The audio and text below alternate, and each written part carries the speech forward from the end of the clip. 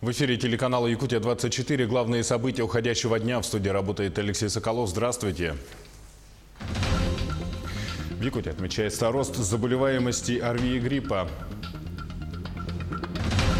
В Якутске продолжается строительство кардиососудистого центра. Экологи проверяют факт загрязнения реки в Кобяйском районе. В Мирнинском районе полным ходом идет строительство моста через реку Малая Бутуобия. Состояние здоровья или врачебная ошибка. Прокуратура проводит проверку по факту смерти пациентки в РБ номер 2.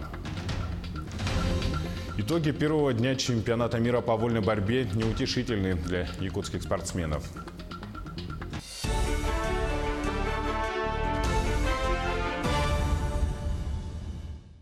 Поиски пропавшего вертолета в Аймиконском районе в среду не дали результатов. Сегодня Ми-8 авиакомпании «Полярные авиалинии» снова вылетел из поселка Уснера для поисков воздушного судна «Еврокоптер». Накануне поиски осложнялись неблагоприятными метеоусловиями и сложным рельефом местности. «Еврокоптер» старательной артели «Маяк» вылетел 13 сентября и должен был вернуться в Уснеру 14-го. На борту судна находились 3 человека, пилот и 2 работника артели. 18 сентября вертолетом полярных авиалиний в оставшееся световое время были проведены поисковые работы. Поисковая группа осталась ночевать в зоне поиска. Роспотребнадзор информирует, в сентябре наблюдается сезонный рост заболеваемости острыми респираторными вирусными инфекциями негриппозной этиологии, характерной для этого периода времени. Это связано с формированием организованных коллективов детей. В республике продолжается прививочная кампания против гриппа. Профилактическими вакцинами охвачено 100 тысяч жителей республики, что составляет 10,5% населения. Бесплатную вакцинацию можно получить в поликлиниках по месту жительства или работы. Также работают выездные прививочные бригады. В Якутске продолжается строительство кардиососудистого центра. Напомню, стартовало оно в августе с символической закладки первой сваи. В этом году будут установлены также остальные сваи и цоколь и снесены деревянные здания на территории будущей стройки. Новый центр позволит ежегодно спасать 200 человек и проводить более 2000 операций. Открытие этого учреждения повлияет на показатели соседних дальневосточных регионов, так как в Якутск приезжают лечиться из других территорий. При постройке, при вводе нового объекта, то кардиодиспансер уже будет иметь право оказывать и стационарную медицинскую помощь, в том числе экстренную. То есть вся та помощь сосудистым больным, которая оказывается сейчас на базе республиканской больницы номер 2, будет переориентирована именно под кардиодиспансер. По количеству онкозаболеваний лидером в Якутии является Алданский район. Помощь пациентам станет более доступной. В конце года в Алдане откроется центр амбулаторной онкологической помощи. Тему продолжит Татьяна Вахнина. Это палата дневного стационара Центра онкологической помощи. Он будет функционировать на базе Алданской городской поликлиники. В центре пациенты смогут проходить первичное обследование и получать ряд процедур. Так, на базе ЦОПа, да, получается, у нас будет как и диагностика проводиться, как и химиотерапия, да, получается. Пациенты будут приезжать с онкодиспансера, которым будет назначена схема лечения, да, и проходить ее в условиях дневного стационара. В Центре онкологической помощи, открытие которого предусмотрено республиканской программой по борьбе с онкозаболеваниями, будут оборудованы 2 процедурных кабинета. В одном из них уже установлен ламинарный шкаф, предназначенный для приготовления лекарств. В настоящее время в больницу поступила часть оснащения. Приобрели ламинарный бокс для разведения химиопрепаратов для онкологических пациентов. Оборудовали палаты, оборудовали процедурный кабинет. В принципе, мы готовы уже к лечению пациентов с онкозаболеваниями. Ждем еще поступления колонофиброскопа и фармацевтического холодильника для хранения лекарственных препаратов для химиотерапии. Открытие Центра онкопомощи в Алдане актуально. Число раковых заболеваний растет. В настоящее время на учете у специалиста состоят более 600 человек. В прошлом году было выявлено порядка 140 новообразований. За 8 месяцев 2019-го около 90 случаев.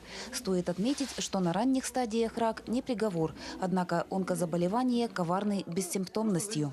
При своевременном обращении рак излечим. Только нужно своевременно обратиться. Для этого и проводится диспансеризация взрослого населения, профилактические осмотры.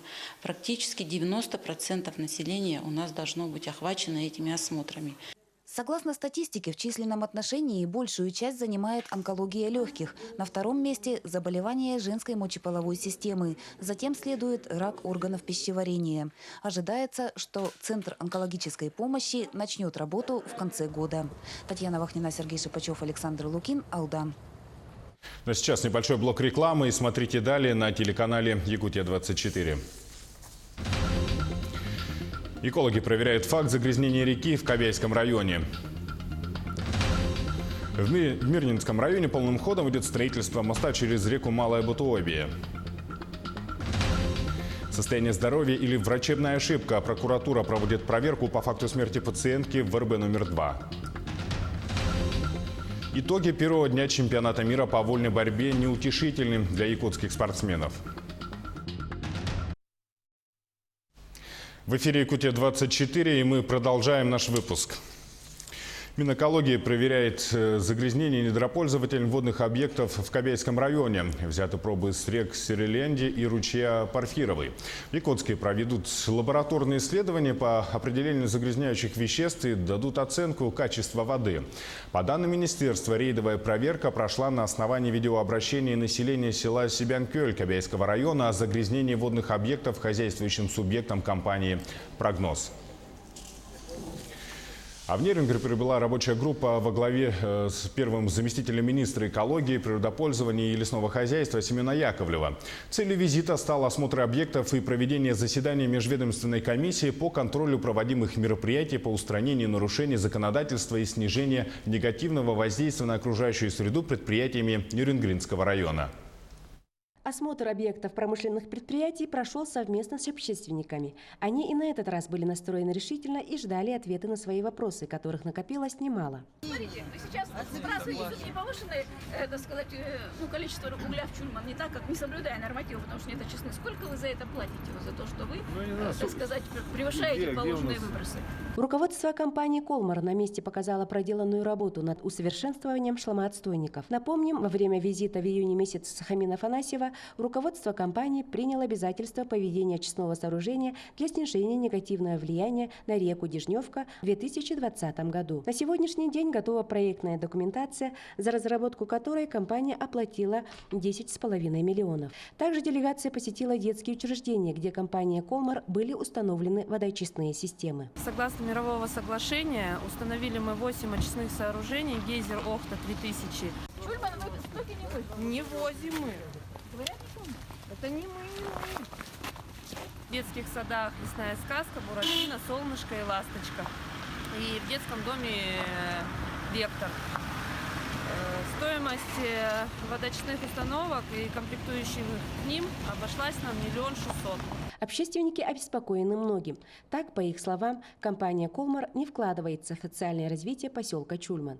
В связи со слабой мощностью канализационной системы поселка компания вынуждена сбрасывать сточные и бытовые воды в септики, что создает жителям дополнительные проблемы. А также существует проблема вывоза шлаков с Чульманской ТЭЦ, на месте которого рекультивация еще не сделана. И самое наболевшее у жителей – это то, что берега реки Чульман все еще покрыты угольной пылью. Очистные сооружения будут полностью готовы только к апрелю месяцу. Поэтому мы хотели бы все-таки знать, как компания не только деньгами, как нам сегодня объясняли, а реально будет, так сказать, ликвидировать этот ущерб. Также еще не решен вопрос ДГК по установке фильтров. Все это у нас оседает, значит, вся эта грязь. Не решен вопрос по контролю за ситуацией состояния атмосферного воздуха. Никто не знает, какие выбросы, и население об этом не информировано. То есть пока еще вот то, что нас рассматривалось в июне, многие вопросы не решены. Далее делегация отправилась для осмотра объектов компании «Якутуголь», где на берегу реки Верхняя Нерингра находится непосредственно место слива отработанных вод. Был поднят вопрос сточных вод в реку с большим превышением предельно допустимых концентраций в 2018 году. Где сейчас они меняют трубы, и получился на днях сброс воды. Вовремя было замечено, пробы все взяли, и 15 часов они в тот же день устранили эту утечку, но все равно административное дело открыто, ущерб тоже будет насчитываться, это все будет поступать по районный бюджет. Во второй половине дня состоялось заседание Межведомственной комиссии по контролю проводимых мероприятий по устранению нарушений законодательства и снижению негативного воздействия на окружающую среду предприятиями Нерингринского района. Прослушав отчеты руководителей крупных промышленных компаний, участники заседания перешли к обсуждению. Было решено продолжить работу по плану, который был принят на предыдущем выездном заседании Минэкологии. Также намечены контрольные сроки исполнения запланированных мероприятий. Тамара Игнатьева, Захар Головин, Нерингри. В Мирнинском районе активно ведется строительство капитального моста через реку Малая Бутуобия. Сегодня объект посетила комиссия Роспотребнадзора. Нарушений не выявлено, строительно-монтажные работы ведутся в соответствии с установленными сроками. Мост соединит Мирнинский и Сунтарский районы. Реализация проекта проходит в рамках федеральной адресной инвестиционной программы. Возведением мостового перехода занимается акционерное общество РНГ силами подрядной организации «Восток-Сиб-Спецмонтаж». Финансирование составило 1,5 миллиарда рублей. Капитальный мост будет пролетного типа, общая протяженность около 200 метров. На данный момент ведутся работы над установкой опор и подъездных путей. Также в проект входит строительство бетонированной дороги с двух сторон моста, протяженность которой составит около 3 километров с обеих сторон. Сдача моста в эксплуатацию запланирована на конец октября 2020 года. У моста будет 4 опоры, 2 береговых и 2 русловых. На береговых опорах основания из 6 свай, русловых из 8. На русловых опорах сваи длиной 17 метров, береговые до 25. К паводковому периоду, то есть май 2020-го, планируем открыть движение, а полностью завершить работы, включая асфальт, это октябрь 2020-го. Реализация программы формирования комфортной городской среды в Нерингри на грани срыва. Напомним, планировалось благоустроить дворы проспекта Ленина, по проспекту Дружбы народов и по улице Комсомольской правды. Если по одному из объектов ситуация не столь критична, то по остальным вопросов немало. Тендер на проведение работ выиграл предприниматель, снизив цену более чем на 30%. Однако свои силы подрядчик не рассчитал, и к сроку окончания контракта, это 31 августа, процент выполненных работ составил менее 15%. Муниципальный контракт расторжен в одностороннем порядке. Подрядчик внесен в реестр недобросовестных. Прокуратура проводит проверку по факту смерти пожилой женщины в республиканской больнице номер 2. Этим летом пациентку доставили в реанимацию из городской больницы, где она через несколько дней скончалась. Родные погибшей не согласны с заключением врачей о причинах смерти. В ситуации разбиралась Сусанна Рожина. Июнь, конец месяца. 74-летняя жительница Якутска в крайне тяжелом состоянии поступает из городской больницы в реанимационное отделение республиканской больницы номер 2. Врачи диагностируют воспаление брюшной полости, заражение крови, защемление сальника и вдобавок раковую опухоль желудка. Несколько дней женщина проводит в реанимации, однако улучшения так и не случилось.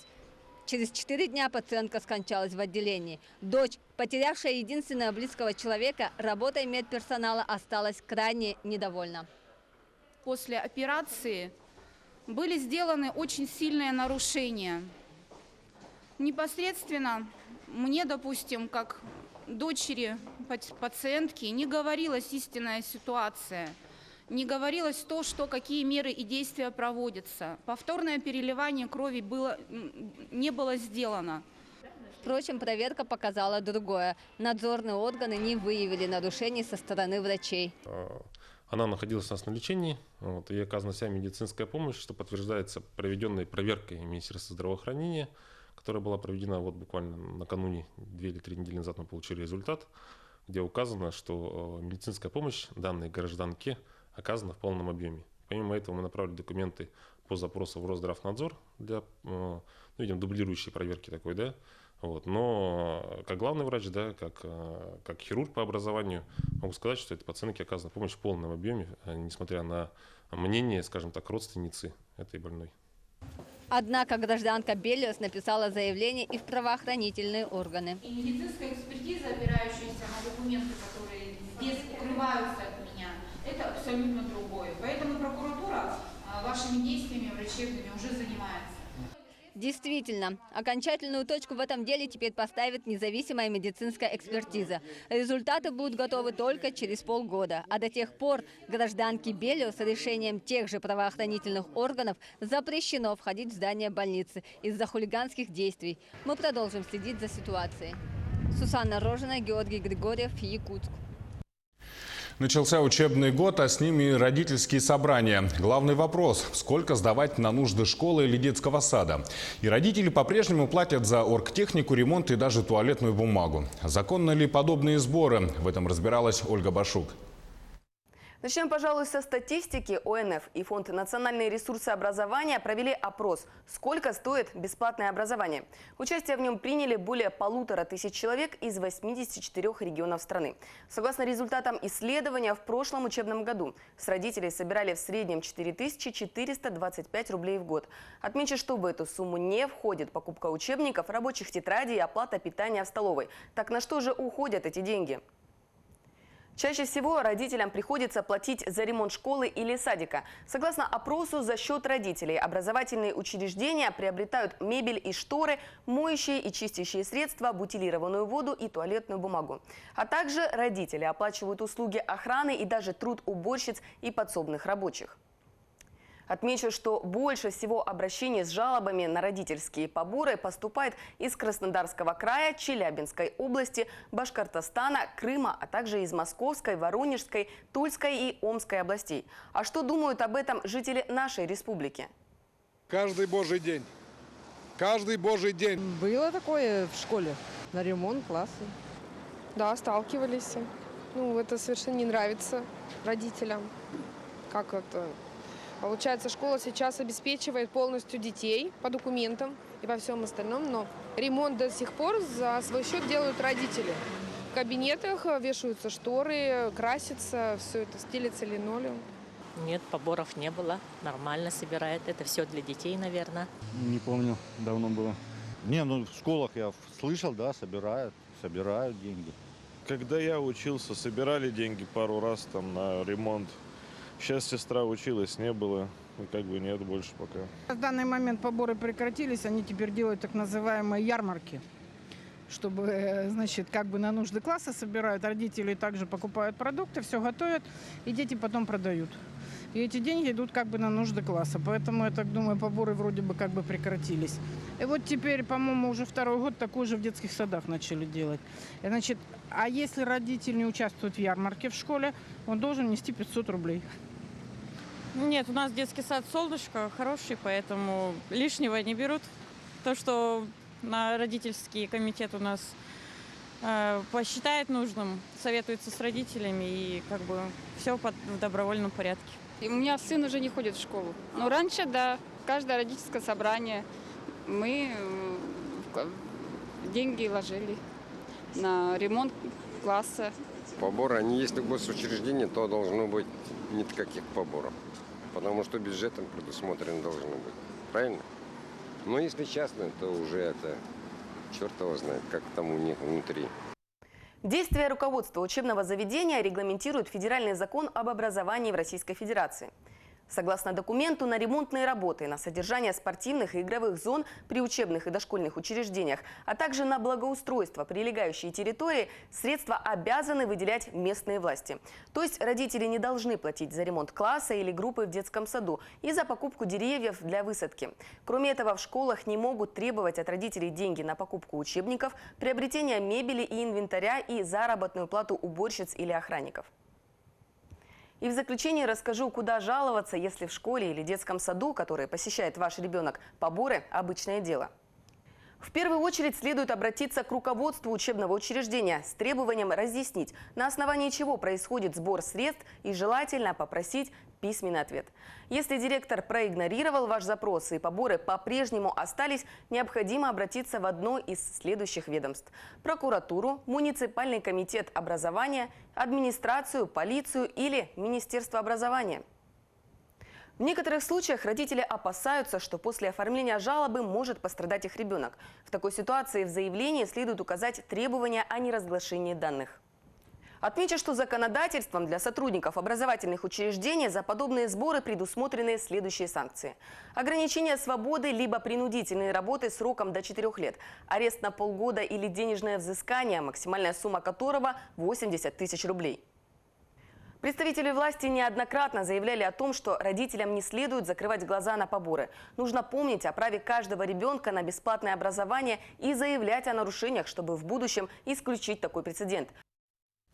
Уже неделю в Москве находятся уникальные находки доисторических животных, которые обнаружили в Якутии. Это мамонтенок Юка и 2 пещерных львенка. В столице их исследовали ученые. Результаты этой работы должны презентовать сегодня вечером. Каких заявлений ждать от палеонтологов, узнаем у нашего СОБКОРа в Москве Максима Кардозу.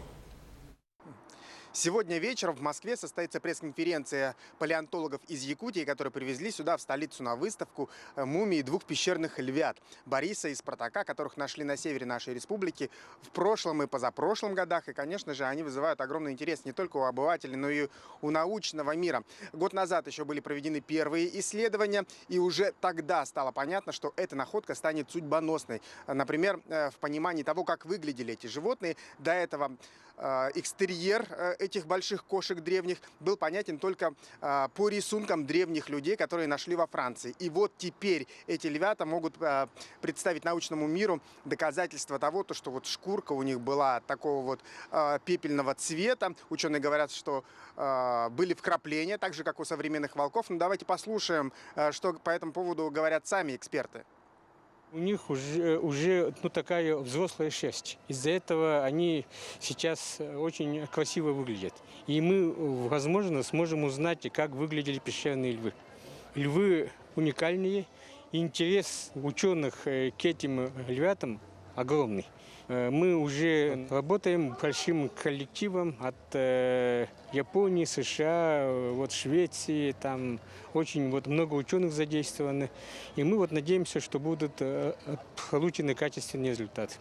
Сегодня ученые обещают еще новые открытия, новые сенсации. Также они планируют говорить о том, можно ли клонировать этих львов, потому что этот вопрос в течение уже 20 лет стоит на повестке дня. И, например, японцы очень хотят у себя построить что-то наподобие такого парка ледникового периода. Также сегодня будут говорить и о последних изучениях мумии мамонтенка Юки. Так что будем следить за событиями и в следующих выпусках узнаем, что же приготовили нам ученые.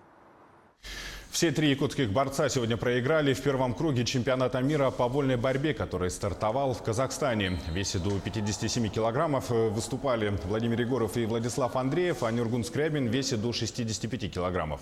Теперь якутские борцы вынуждены ждать успешного выступления от своих обидчиков. Эксперты отмечают, только в случае выхода в финал, что весьма маловероятно, нашим спортсменам выпадет шанс побороться за бронзовые медали.